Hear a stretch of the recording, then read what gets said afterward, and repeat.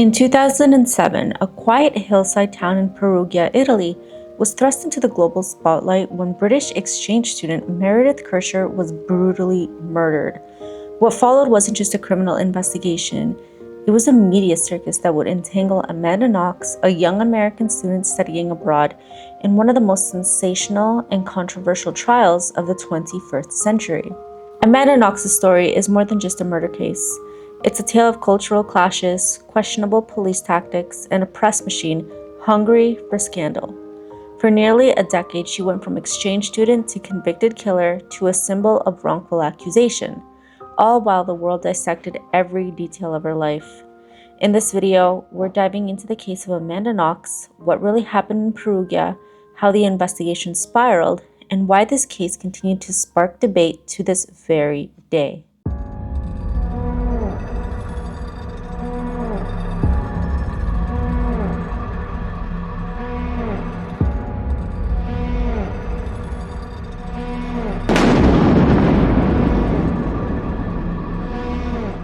Hey guys, and welcome back to Heebie-Jeebies TV. This is where true crime meets the other side. Now in today's video, we are heading back into the true crime space, and we are going to talk about a very, very famous case.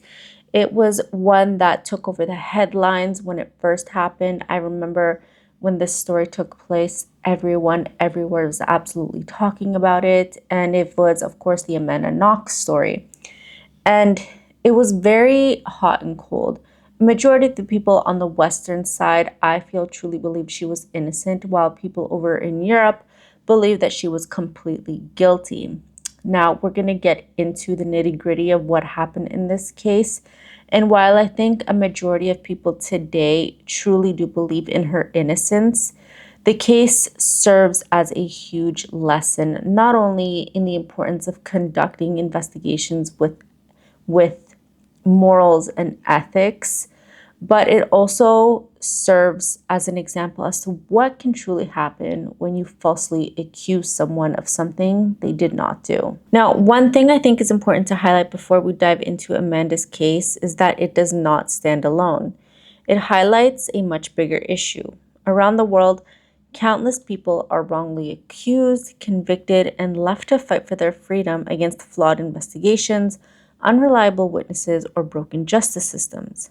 In the United States alone, the National Registry of Exonerations reports that more than 3,400 people have been exonerated since 1989, losing a combined 31,000 years of their lives to wrongful imprisonment. On average, about 3 people are exonerated every single week.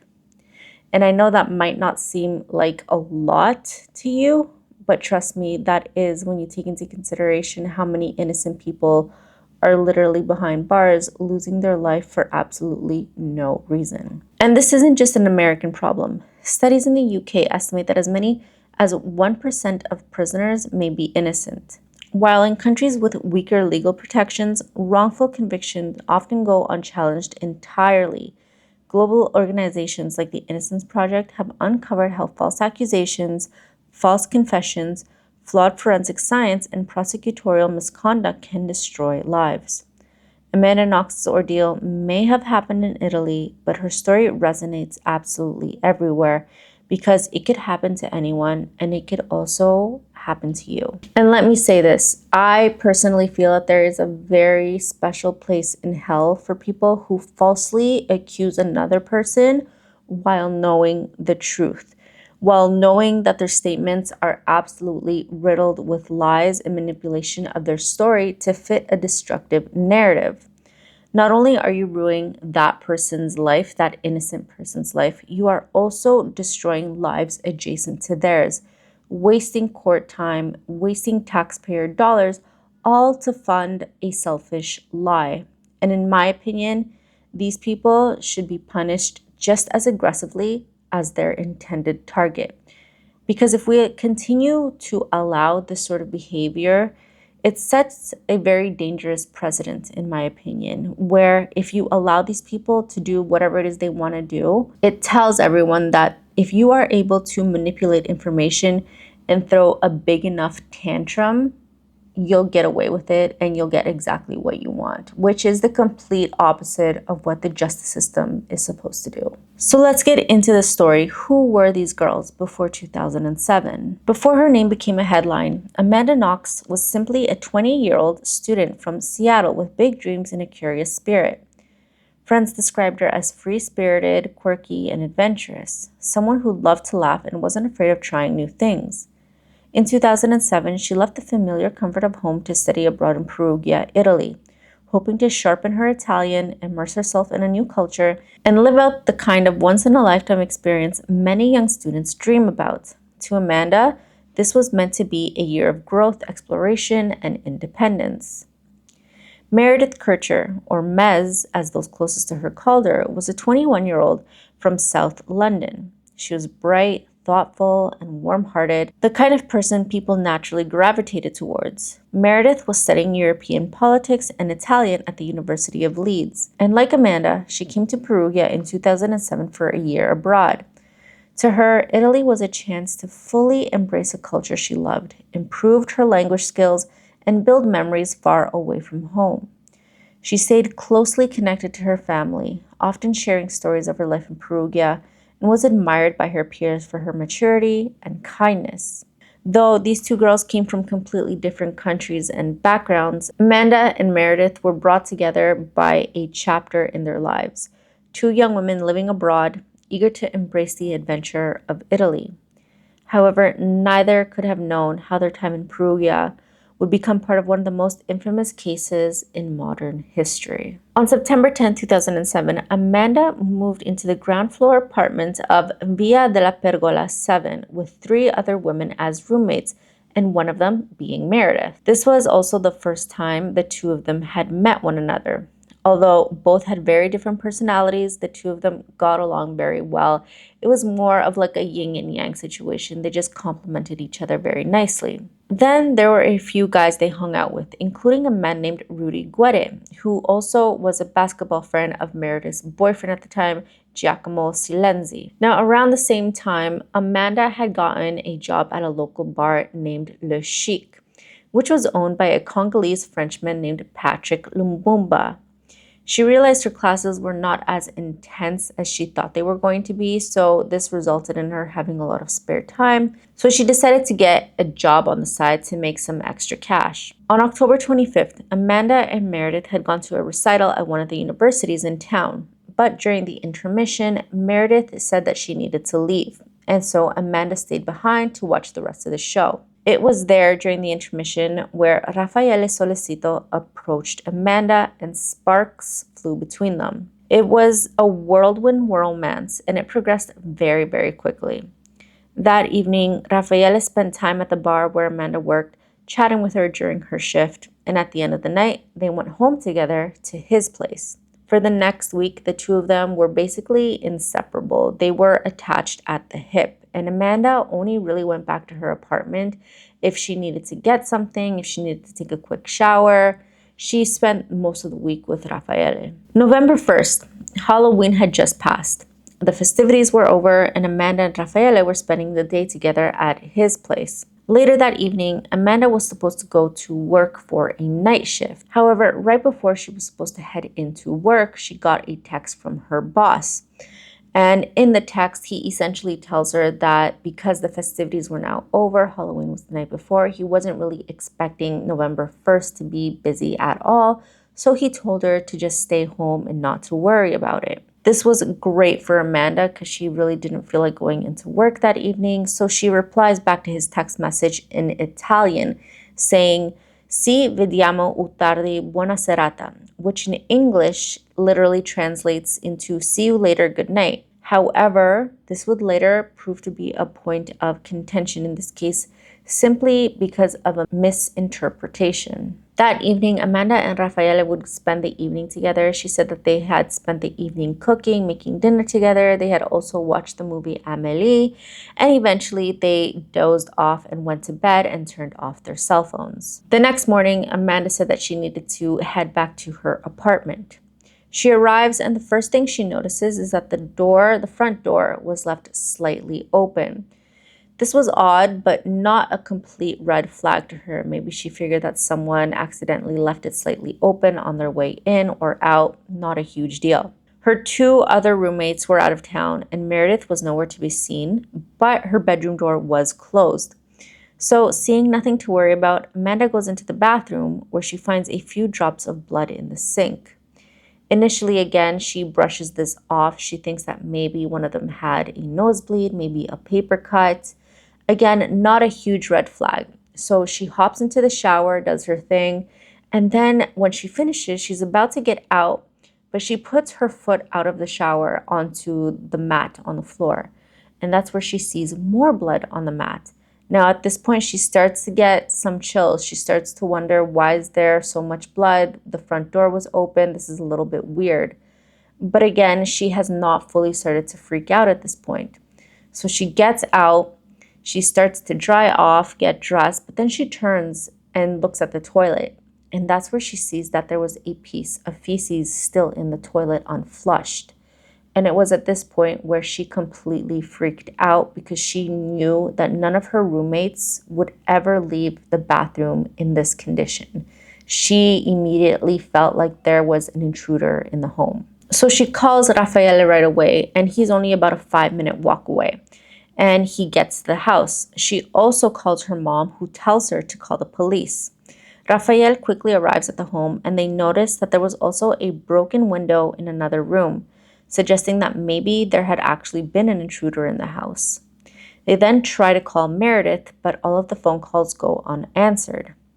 Then they head over to the bedroom door and knock on it, but there's no answer. And when they try to open Meredith's bedroom door, it appears to be locked. They can't get in. Raffaele then calls the Carabinieri, which is the Italian military police, to report the suspicious situation.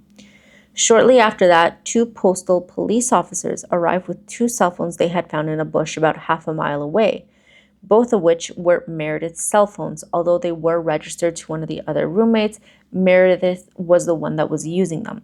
Now, one of them was her Italian phone and one of them was a UK phone. Shortly after that, one of the other roommates named Filomena arrives with her boyfriend and 2 additional friends to the home, and they basically walked into a very unsettling scene. Everyone was confused at this point, really just trying to figure out what was going on. One of Filomena's friends then decided to just break down Meredith's door after the police said that there was not enough evidence. They didn't have enough of a reason to do so. But obviously, their roommates, their friends, they knew Meredith a little bit better. They knew that something was wrong here. So they just decided to break down her door. And to their horror, when that door swung open, they found Meredith clearly deceased in her bedroom on the floor, partially covered by a blanket. It was very clear to authorities that Meredith had suffered. Her throat had been cut. She had been stabbed over a dozen times and even sexually assaulted. It was estimated that she had been murdered somewhere between 8:30 p.m. and 4 a.m. Now, almost immediately, according to Amanda, the authorities were very, very hostile towards her. They, for some reason, completely seemed to ignore the red flags that clearly there had been an intruder that broke into the home, claiming that these had been staged by the real killer. But being young, innocent, and wanting to help, Amanda agreed to speak to the police without having a lawyer, whereas her other roommates, including Filomena, all lawyered up right away. Now, a few things caught the Italian police off guard. These were a few things that they really clung onto during the investigation and made them very suspicious of Amanda. Now, at the crime scene, Amanda and Raffaele were seen hugging or cuddling really closely. There was a lot of video footage of this. There's pictures all over of these two at the crime scene. At one point, Amanda had also done a cartwheel and some yoga poses. Now, this was very odd to the police. It seemed incredibly inappropriate to them. However, she would later explain that she was just really confused at the time and was seeking comfort in Raffaele, but authorities saw it as inappropriate and as a lack of emotional response to the murder of her roommate. I will say this though, people will often grieve in different ways. There's not a wrong way or a right way to grieve. And it also depends on how close you were to the person that passed away. I think a lot of people overlook the fact that these two girls had met for the first time when they moved into the home. And this tragically occurred on November 1st. So these two girls didn't even know each other for 2 months, right? Not to mention that Amanda had spent an entire week with Raffaele as soon as she met him. So these two girls were not best friends. They had really just started to get to know one another. So while we can expect someone to be shocked, upset, confused about what happened to Meredith, I would not fully expect Amanda to grieve or mourn the same way as Meredith's family would have been. It just would not make a lot of sense. But you guys tell me. Authorities interviewed Amanda and Raffaele several times. They proceeded to tap her cell phone and also kept a close eye on her. The following day, she was caught on security footage buying lingerie with Raffaele. This was another act that Italian authorities deemed as inappropriate and not conducive to someone who had just lost a friend. At one point early on in the investigation, Amanda's mother begged her to fly home, but Amanda declined, stating that she felt that she could help with the investigation, something that she would obviously later go on to regret. Then came November 5th. Amanda and Raffaele agreed to be interviewed by the Italian police, again without lawyers. And unfortunately, this went on for a very long period of time. It actually took all night long. This level of coercion, aggression, and manipulation resulted in Raffaele claiming that he was unsure if Amanda had actually spent the whole night with him, suggesting that it was possible that she may have left in the middle of the night when he was sleeping. Amanda ended up signing a statement claiming that she was in the room next to Meredith while she was murdered and then falsely accused her boss, Patrick, as the murderer. But why would they change their stories like this? Obviously, this is not making a lot of sense. People started to wonder if their interviews were actually that bad. And according to Amanda, they definitely were. She claimed that they were kept up all night, resulting in them being sleep deprived. They were yelled at, pressured, manipulated, and even assaulted by one of the officers who slapped Amanda across the face. By the end of it, she just wanted it to be over and to this day is remorseful of implicating her former boss. This would be something that would continue to follow her and cast a shadow of her guilt for the rest of her life. Now, at this point, both Amanda and Raffaele were arrested, but so was her boss, Patrick. He was arrested for about a 2-week period, even though he had a very strong alibi. There were multiple patrons from his bar that acted as witnesses and supported his alibi to defend him, claiming that he was nowhere near the crime scene. Eventually, Patrick was released, but as you can imagine, the damage was done. His reputation was tarnished. He was slandered by the media. His business was destroyed. Again, his reputation was gone. And eventually, after he was released and a lot of the attention around him died down, he decided to leave Italy because he figured that he basically had nothing left for him in the country. That meant that now it was just Amanda and Raffaele left in prison. And although one of the officers leading the investigation had her doubts, she decided to drop out due to her beliefs that the arrests were premature. This meant that she had left Officer Napoleoni in charge of the investigation, and she wasted zero time focusing on Amanda. Now, it wasn't until November 11th that Amanda finally received a lawyer, 5 entire days after she had been arrested. The investigation continued and police discovered evidence in Meredith's bedroom that pointed in a completely different direction. They had recovered numerous bloody fingerprints belonging to Rudy Guede, the friend of Meredith's boyfriend, that were found on the bedding underneath Meredith's body. This was alarming, but by the time authorities tried to arrest Rudy, he had already fled the country to Germany. Thankfully, that did not last long. They were able to get him extradited back to the country, arrested, and then charged him along with Amanda and Raffaele for the murder of Meredith. On November 30th, a panel of judges then approved the charges against all 3 of them, ordering them to remain imprisoned pending trial. Now, authorities believe that they had the people responsible for what happened to Meredith in custody. All that was left to do for them was to essentially figure out the motive. Why would somebody want to do this to a sweet, innocent woman like Meredith? And the motive that they settled on, in my opinion, was complete BS. And I'm sure a lot of other people will tell you the same thing. It just seemed so ridiculous.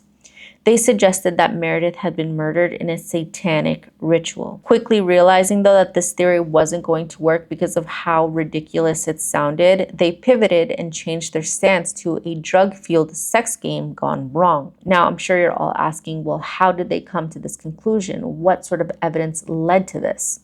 Well, believe it or not, the footage of Amanda and Raffaele at the lingerie store the following day had a big part to do with it. They said that this proved that she was some sort of sex deviant, in addition to the footage caught of the two of them cuddling and kind of comforting each other at the crime scene. It just made her seem like she was very sexually driven. And it was because of this theory that the media ran absolutely wild. If you were old enough to remember her case, you'll likely remember the name the media had given Amanda, Foxy Knoxy, suggesting that she was some sort of sexual deviant, when in reality, Amanda had been given that nickname as a child when she used to play soccer. Now, once the motive was established, their trials were set to move forward, with Rudy Guerre going first, being tried on his own in October of 2008. This was a strategic move played by his lawyer. It was hard for him to escape the actual evidence left at the crime scene. Bloody fingerprints all over the bed. It screamed guilty, and that's exactly what happened. He was found guilty of sexual assault and murder and sentenced to 30 years in prison. But to this day, he still claims that he is innocent. The interesting thing about Rudy is that even though he had initially confessed and even said that Amanda had nothing to do with it because she wasn't there, he recanted all of that and then attempted to implicate Amanda again, saying that he had seen her shadow in the window. Unknown why he would try to blame her. I guess it was the easy thing to do. I mean, he wanted to take heat off of himself. But all of the evidence in this case was pretty objective, and it was all pointing to him. How else do you explain bloody fingerprints everywhere? Not to mention that his DNA was also found in many different areas of Meredith's bedroom. The court clearly had their guy here, but the media coverage in comparison to Amanda's was abysmal. It just proved that the media didn't care about justice. It didn't care about the justice system. It didn't care that they had gotten their guy or that Meredith would be getting justice. They wanted the salacious headlines, the media frenzy. They wanted the attention. And that's exactly what they got when they decided to focus on Amanda, the alleged sex-crazed American girl who supposedly murdered her jealous roommate. And the same could be said about the prosecution. It wasn't enough for them to have gotten Rudy. They wanted more. They wanted Amanda. And I don't even feel like they even really cared to get Raffaele. I think, unfortunately, he was just collateral damage in their pursuit of Amanda. Their tunnel vision would not allow them to see the evidence from an objective perspective. It was very clear that this was a power-hungry prosecution willing to say anything in order to prove themselves right. Now we fast forward to 2009, to January of 2009, and that's when Amanda and Raffaele's trial is about to begin. They were being tried together, and the prosecution was doubling down on their theory of this being some sort of sex game gone wrong. They emphasized the passionate romance between the two of them, highlighting that they had only known each other for a week prior to Meredith's murder. This included using the footage from the crime scene where Amanda was seen cuddling and seeking comfort from Raffaele. From there, they then presented the idea that Amanda was this she-devil mastermind that had plotted the entire thing and had even brainwashed Raffaele to help her commit this crime. The prosecution also pinned the two women against each other. They pinned Meredith and Amanda against one another, mainly because of how different their personalities were. Meredith was presented as this good girl with morals. She had values, and they painted Amanda as being this sexual deviant, hungry for lust and trouble. And as for their theory on what happened that evening, they said that Amanda was in her apartment with both Raffaele and Rudy, suggesting that she was going to have some sort of threesome or some sort of sexual experience with both of them. Suddenly, Meredith walks into the apartment and catches them out in the living room, out in the open. And because Meredith was painted as this super innocent, goody two-shoes kind of person, coming into this scene would have upset her, which then would have led to her calling out Amanda, scolding her, embarrassing her in front of these two guys. And then in the process, this escalated into an argument, which then led to Meredith's murder. Now, this trial was very dirty. I don't think I need to tell you guys that anymore. It was full of misinformation and manipulation. It was very obvious to everyone back home in America that Italian officials had tunnel vision and were not going to let go of Amanda. Pleading with the jury and the public, Amanda took the stand and explained her side of the story, and even told everyone how she was pressured and assaulted by police. But it seemed to do very little for her defense. The defense argued that, of course, Amanda's DNA was going to be all over the house because she lived there. As for the murder weapon, police used the knife that was found at Raffaele's apartment as quote-unquote proof that Amanda had done it, since her DNA was found on the handle of the knife, and apparently Meredith's was found on the blade. But we'll talk about that a little bit later. Then you also have the fact that authorities failed to close off the crime scene as soon as they got there. If you remember, Amanda's roommate and her friends also arrived at the scene, and everyone was just walking in and out of the property. You can even see in the footage that was captured and pushed all over the media, you can see people just walking all over the place. People didn't have their shoes covered. People were touching things with their bare hands. Stuff got contaminated, unfortunately. Now from here, the trial went on to last 12 entire months, all while both Amanda and Raffaele were still being held in custody. Unfortunately, the jury would go on to find both of them guilty on all counts, and they received 26 years for Amanda and 25 years for Raffaele. And the additional year for Amanda was due to the slander of her former boss Patrick for his false implication of the murder. Now, this was obviously a big blow. A lot of people now believe that Amanda and Raffaele were guilty for murdering Meredith, but in fact, they were completely innocent. Being wrongly accused and convicted is a very difficult emotional battle to navigate, but to have it publicized for the entire world to see is completely unimaginable. Obviously, an appeal was their only option here, but it would take 2 years for that to happen.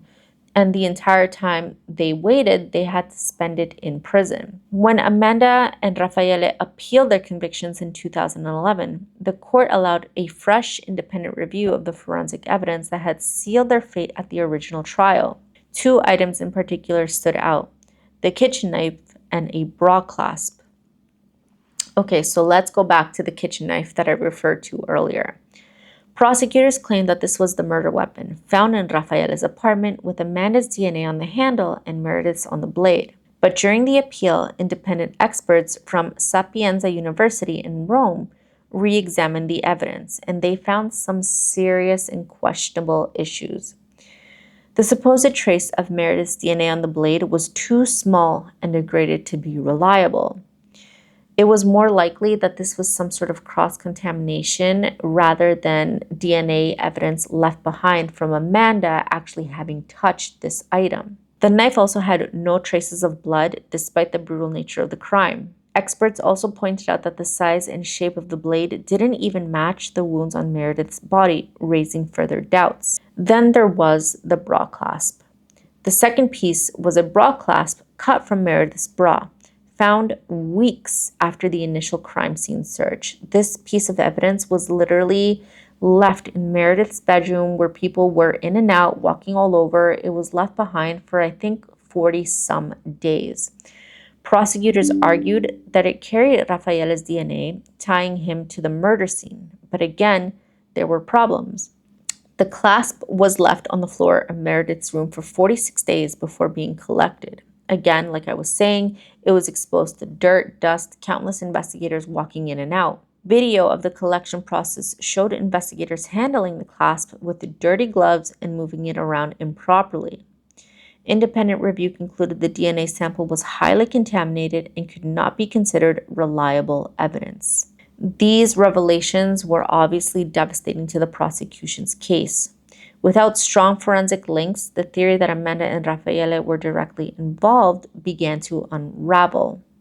The appeal judge noticed these flaws in the decision, leading to their acquittal in October of 2011. After Amanda and Raffaele were acquitted in October of 2011, their lives took very, very different paths, but neither of them escaped the shadow of the case. Amanda was released from prison immediately after the acquittal and flew back to her hometown of Seattle. It was all over the news. Everybody was watching her plane arrive to the airport. It was a very big deal. People were just very excited and happy and relieved to have Amanda back in the US. She was welcomed home by her friends, her family, supporters, but her return was bittersweet. While she was free, she was also famous in a way that she never wanted to be. The press followed her every move. She was labeled by turns as a symbol of wrongful conviction and by others as someone who had escaped justice. Amanda enrolled again at the University of Washington to finish her degree, began writing about her experience, and eventually published a memoir, Waiting to be Heard. Over time, she built a career as a writer, journalist, and advocate for those wrongfully convicted, though she has said that the stigma and the trauma of the case never fully left her. Raffaele returned to his family in southern Italy, but unlike Amanda, who had the option of leaving the country, Raffaele remained in the same nation where public opinion was still divided about his innocence. He did try to rebuild his life, continuing his education in computer science and eventually publishing his own memoir about the case, Honorbound. For years, he also carried the weight of being linked to Amanda and the crime, and like her, he was repeatedly drawn back into court battles as the case went through further retrials and appeals, believe it or not. Both Amanda and Raffaele's acquittals in 2011 were appealed, although they should have been the end of everything. They should have been freed from this entire narrative. However, the prosecution was not going to let this go without a fight. In 2013, Italy's highest court overturned their acquittals, leading to a retrial and another conviction in 2014 without Amanda even being in the country. It wasn't until 2015, after 8 long years, that Italy's Supreme Court of Cassation finally acquitted them once and for all, citing stunning errors in the investigation. And believe it or not, I think everyone agrees here that Rudy Guerre was the one responsible for attacking Meredith that night. Although he does claim that he is innocent, he still claims that to this day. But believe it or not, even though he was sentenced to 30 years in prison, he was released after just 16 years, I believe, for such a heinous crime. Completely insane to me. Amanda Knox's journey is one of the most infamous legal sagas of our time. A story that began with the tragic loss of Meredith Kercher and spiraled into years of flawed investigations, media frenzy, wrongful convictions, and endless courtroom battles. From a young student abroad to a symbol of both justice denied and justice fought for, Amanda has lived much of her life under the world's gaze. Though she was fully acquitted of murder, in 2015, her slander conviction was upheld again in 2025, and it remains a lasting reminder of the case's complexity and the scars it left behind. Today, Amanda continues to speak out as a writer and advocate, using her voice to highlight the dangers of wrongful convictions. Her story stands as both a cautionary tale about the fallibility of the justice system and a testament to the resilience it takes to reclaim one's life after being defined by a crime she did not commit. And in a nutshell, that is the story of Amanda Knox. Now, we could have gone into more detail about the retrials, but essentially it was the same thing. They just kept hammering away at the DNA evidence about Amanda's, devious reputation, her personality, trying to portray her as being this completely insane person that was jealous of her roommates. They just went above and beyond to slander Amanda. And unfortunately, this time around, it did not work for them. And they were able to get completely exonerated from this entire mess. But this just goes to show you how the justice system is completely flawed. Not just in the United States, not in Canada, but all over the world. It's supposed to be something that is meant to protect us, to actually get justice.